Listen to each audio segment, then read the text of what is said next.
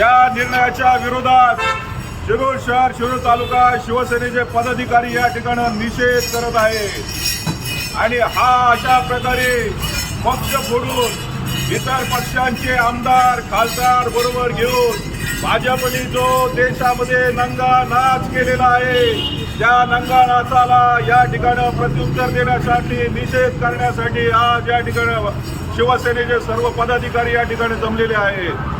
अशा प्रकारे इथून पुढच्या काळामध्ये जर का लोकशाही टिकवायची असेल तर या ठिकाणी उद्धवजींचे हात आपल्याला बळकट करावे लागतील। उद्धव साहेब आगे बढ़ो, हम तुम्हारे साथ हैं।